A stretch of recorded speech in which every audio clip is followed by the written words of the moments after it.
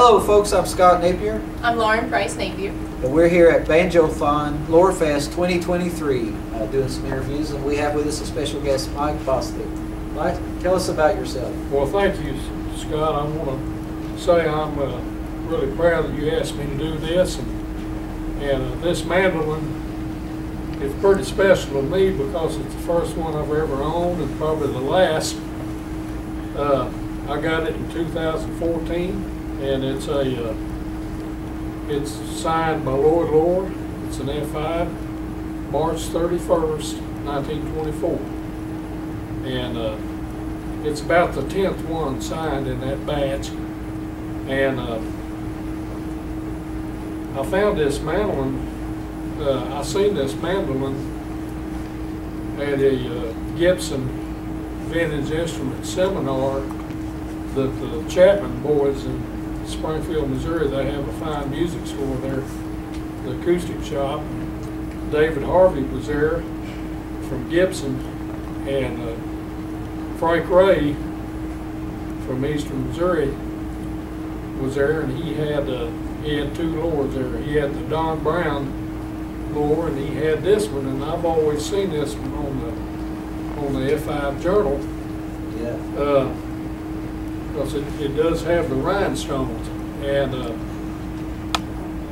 this is known as the Toro. Yeah, this right? this is the H.F. Toro mandolin, and he was a vaudeville entertainer in the 20s, and he had an F4 that had rhinestones all over the body, up on the peg head, up on the side. It had over 100 rhinestones in it, and he ordered this mandolin brand new from Gibson, and he had them to put the 19 rhinestones in the headstock.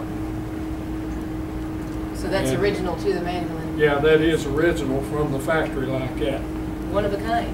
And the mandolin did have a Verzi, but one of the owners took it out a long time ago, and personally, I'm glad he did, because I don't have to worry about it. Right. What is that? Do you know the original shipment date as far as where it was shipped to?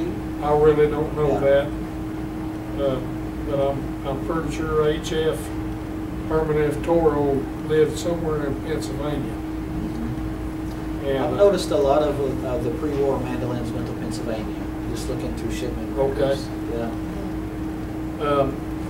The only thing not original, it does have the replacement Waverleys, and the bridge is original, but the saddle is not. The tailpiece is original, but the cover was made by Charlie Darrington, and they did some work on it. It did have the Florida extension was cut off, but it was laying in the case. And I heard David Harvey put it back on. He did a real good job. I would have never known that by looking at it. Yeah. And it's the original piece. That's great. Right. Yes. You can see the seam. There's a fine line well, between yeah. collectors and players, and sometimes the player gets to be one of the owners. So, Yeah. you know, I'm all for the restoration, but at the same time, if it's a working tool, things like the tuners will Oh, yeah. wear out eventually, and they Yeah. need to be replaced if you're going to use it. They're meant to be played. So Yeah. how about playing us something? Okay, let's do a little bit of Ebenezer. Okay.